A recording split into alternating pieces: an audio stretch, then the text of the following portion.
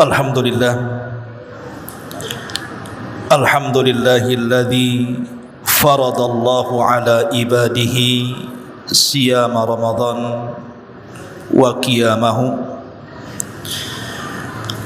wa ja'alaha mutahhiratan lidzunubi wal atham. Asyhadu an la ilaha illallah wahdahu rabbil la syarika lah wa asyhadu anna Muhammadan abduhu wa rasuluhu alladzi la nabiyya ba'da, amma ba'du. Alhamdulillah, di malam hari ini, malam kedua salat tarawih berjamaah di Masjid Nidaul Ilmi Tanjung Riau, Kota Batam. Dan tadi panitia sudah mengumumkan barangkali ada jamaah sekalian yang ingin ikut berpartisipasi untuk kemakmuran selama bulan Ramadan, seperti pengadaan iftar, kemudian juga konsumsi bagi jamaah tarawih, dan nanti di penghujung mungkin nanti ada juga i'tikaf. Maka ini kesempatan emas bagi kita, karena setiap sedekah yang kita keluarkan di bulan Ramadan itu dilipat gandakan oleh Allah Subhanahu wa taala. Ma'asyiral muslimin yang dimuliakan Allah Subhanahu wa taala, malam ini kita akan memulai kajian selepas tarawih. Ada sebuah hadis Nabi SAW yang menarik untuk kita kaji. Nabi SAW bersabda dalam sebuah hadis yang dikeluarkan Imam Bukhari dan Muslim dari hadis Abi Hurairah radhiyallahu anhu,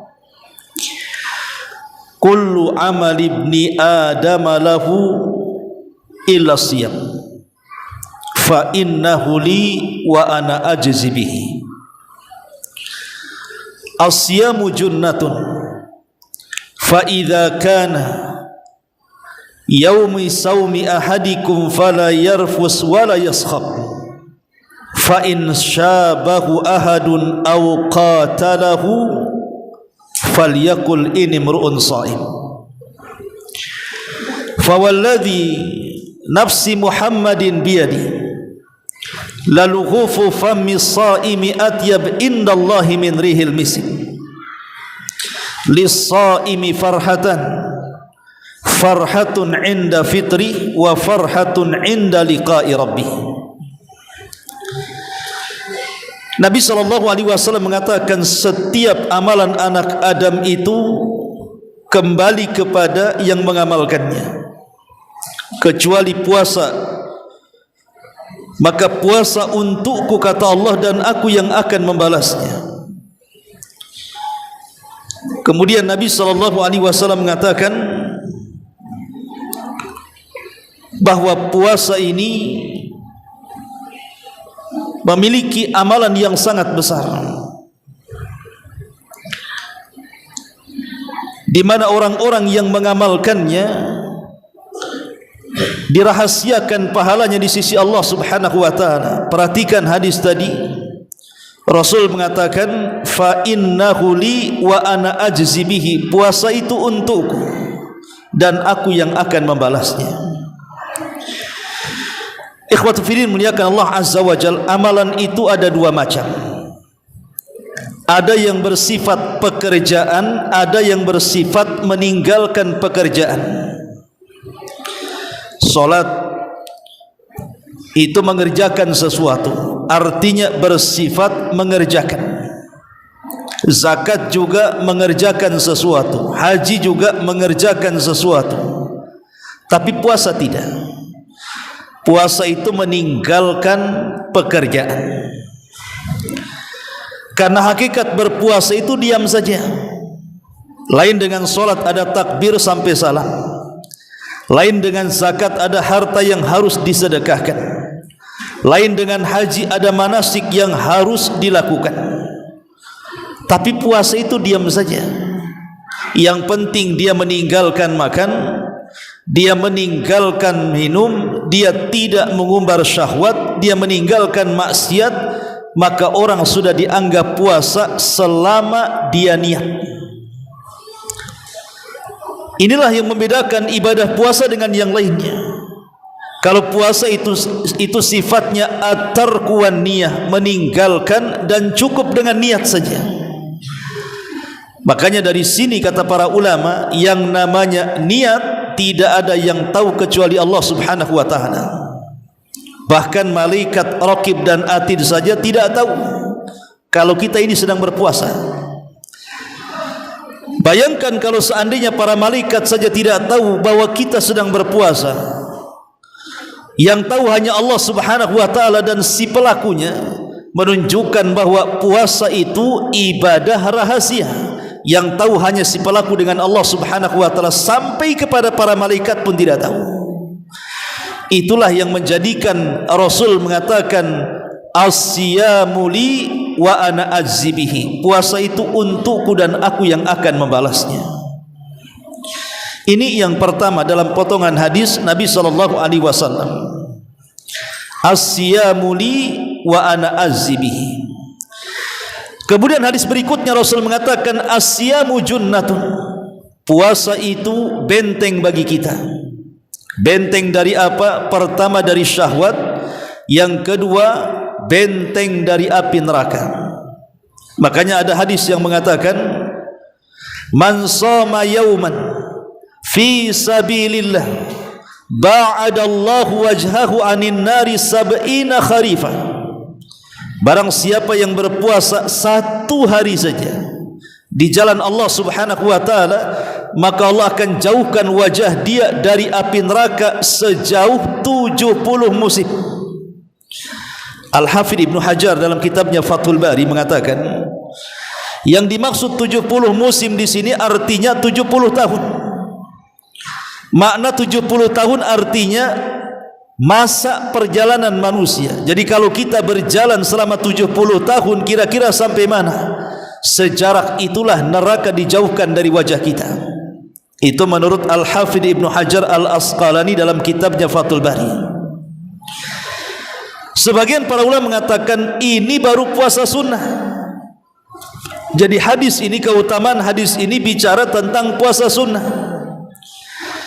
Yang namanya puasa sunnah itu kan ada yang sifatnya harian, seperti puasa Daud, satu hari tidak, satu hari puasa. Itu yang sifatnya harian. Ada puasa itu yang sifatnya pekanan, Senin dan Kamis. Ada puasa itu yang sifatnya bulanan, 3 hari dalam sebulan yang disebut dengan Ayyamul Bid. Ini disebut puasa sunnah namanya. Ada 15 hari dalam sebulan, ada 8 hari dalam sebulan, ada 3 hari dalam sebulan. Puasa Daud 15 hari, Senin Kamis 8 hari, Ayyamul Bid 3 hari, dan Ramadan 30 hari. Lah kalau seandainya puasa sunnah saja sedemikian besarnya pahalanya, dijauhkan kita dari api neraka sejauh 70 perjalanan, macam mana pula dengan puasa wajib? Puasa Ramadan 1 bulan lamanya, maka tentu lebih dijauhkan lagi wajah kita dari api neraka. Itulah makna as-saumu junnah. Kemudian Nabi SAW menyebutkan adabnya. Kalau puasa kita ingin bernilai pahala besar, ingat syarat yang disebutkan Rasul dalam hadis ini. Idza kana saumi yaumi ahadikum fala yarfuth wala yaskhab.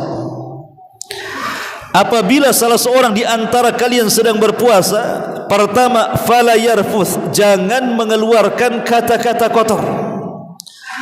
Artinya dilarang gibah, dilarang namimah, dilarang mencaci, dilarang memaki, dilarang mengeluarkan kata-kata kotor, mengeluarkan laknat, menyebut kata-kata binatang, dan begitu seterusnya. Karena ini yang menghilangkan pahala puasa. Bahkan lebih daripada itu, lihat Rasul mengatakan wala yaskhab. Apa makna yaskhab? Sebagian pensyarah hadis mengatakan yaskhab itu artinya orang yang sedang berpuasa dilarang marah. Ini yang paling berat. Mungkin di antara kita bolehlah menjauh dari ghibah, menjauh dari namimah, tidak mengeluarkan kata-kata kotor, tapi kalau menjaga emosi itu kadang berat itu. Tapi memang itu syaratnya. Kalau puasa kita ingin diberikan pahala besar, yang pahalanya dirahasiakan antara si pelaku dengan Allah Subhanahu wa taala, saat puasa dia tidak boleh marah. Jadi sepanjang puasa dari terbit fajar sampai terbenam matahari, betul-betul dia menjaga tensinya. Tidak boleh marah, apalagi marah-marah. Marah saja tidak boleh, apalagi marah-marah.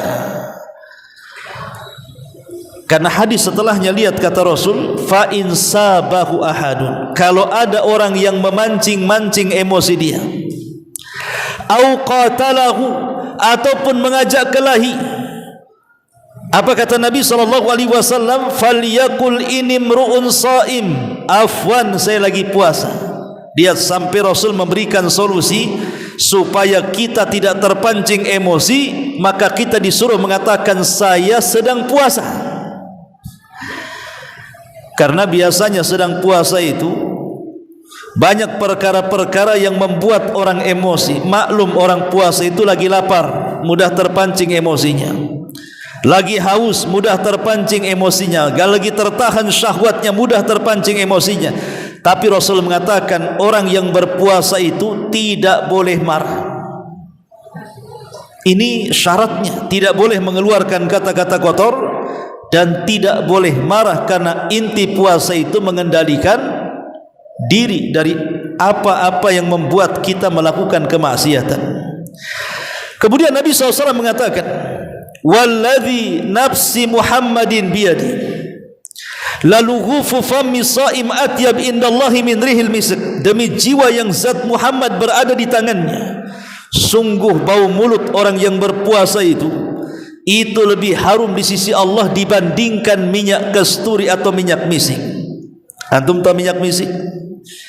Minyak misik itu diambil dari menjangan, kijang, tahu kijang? Bukan mobil kijang, kijang. Kijang ini syaratnya harus lari. Jadi lari sekencang-kencangnya. Kemudian kalau dia sudah kelelahan, kemudian diikat, maaf kemaluannya, nanti ada setetes air zat biang daripada minyak misik itu. Lihat bagaimana biang misik itu sesusah itu ngambilnya, karena itu asalnya dari darah kijang. Artinya tidak mudah mengambil biang minyak misik itu. Makanya minyak misik itu minyak termahal di dunia, karena memang susah untuk mengambilnya.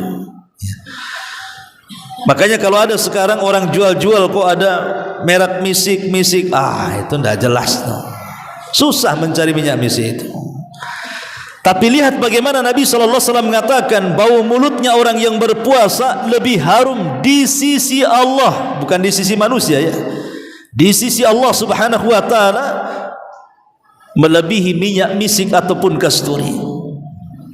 Sebagai balasan al-jaza min jinsil amal, karena biasa orang puasa itu kan bau mulutnya, ikhwan. Maksudnya di hadapan manusia, bau mulut orang puasa itu memang bau sekali. Maklum ketika kosong perut kalau kita ngomong pasti bau. Tetapi balasan itu sebagaimana al-jaza min jinsil amal, balasan itu disesuaikan dengan jenis amalannya. Karena di dunia bau mulutnya di hadapan manusia, maka di sisi Allah diangkat bau mulutnya lebih harum dibandingkan minyak kasturi. Kemudian Rasul menutup hadisnya, as-saimi farhatan, orang yang berpuasa itu ada dua kebahagiaan. Pertama, farhatun inda fitri, yang kedua farhatun inda liqa'i rabbi. Kebahagiaan saat berbuka. Kebahagiaan saat berbuka tentu ada dua. Pertama, kita bisa merasakan nikmat arti daripada lapar dan dahaga. Kalau orang makan ketika kenyang, tentu dia tidak akan merasakan nikmat makan. Kalau ada orang minum ketika tidak haus, dia tidak akan merasakan nikmat minum minuman itu. Tapi coba ketika kita lapar kemudian kita makan, ketika kita haus kemudian kita minum, disitulah hakikat nikmat yang harus kita syukuri. Dan yang kedua, di saat-saat itulah setiap doa orang yang berpuasa mustajab. Adapun nikmat di sisi Allah Subhanahu wa taala, karena nanti puasa itu akan datang menghadap Allah Subhanahu wa taala dan mengatakan, ya Rabb, mana'tuhu ta'ama wasyaraba syahwa. Ya Rabb, gara-gara aku kata puasa, orang ini menahan lapar, menahan haus, menahan syahwat. Fasyafi'ni fi, berikan syafaat karenaku. Jadi syafaat akan datang kepada Allah. Puasa akan datang kepada Allah memberikan syafaat. Disitulah letaknya kenikmatan kita berjumpa dengan Allah saat berpuasa. Karena puasa itu datang kepada Allah akan memberikan syafaat. Bahkan lebih daripada itu, bahwa pahala puasa itu tidak akan diserahkan kepada kita yang mengamalkannya. Makanya nanti pada hari kiamat aman pahala puasa kita itu, karena yang memegang Allah Subhanahu wa taala langsung. Kalau amalan salat tidak aman karena kita yang pegang. Kalau zakat, pahala zakat tidak aman karena kita yang pegang. Kalau haji juga tidak aman karena kita yang pegang. Jadi nanti pada hari kiamat, kalau ada yang menuntut dari orang-orang yang pernah kita zalimi di dunia, mereka menuntut pahala salat, pahala zakat, pahala haji, pahala baca Quran, tidak akan aman. Pasti kita akan berikan kepada mereka. Tapi khusus pahala puasa tidak dipegang kita, Allah yang pegang. Makanya kenapa pahala puasa itu tidak bisa dirampas. Tidak bisa dirampas. Dan dari sekian ibadah rukun Islam yang paling banyak pahalanya itu dari semua rukun-rukun Islam setelah syahadat adalah puasa. Jadi pahala puasa itu menandingi pahala salat, menandingi pahala zakat, bahkan menandingi pahala haji. Oleh karena itulah, maka karena besarnya pahala puasa, maka wajar kalau seorang mukmin itu berbahagia apabila datang bulan Ramadan, karena mereka bisa meraih pahala sebanyak-banyaknya. Wallahu a'lam bishawab. Insyaallah mungkin mulai besok kajian kita fokuskan kepada tafsir Al-Quran selama Ramadan, dan nanti insyaallah juga akan diselang-seling. Mungkin beberapa ustaz juga akan ngisi selepas tarawih supaya tidak bosan. Subhanakallahumma bihamdika asyhadu an la ilaha illa anta astaghfiruka wa atubu ilaik. Allahu ta'ala alam. Assalamualaikum warahmatullahi wabarakatuh.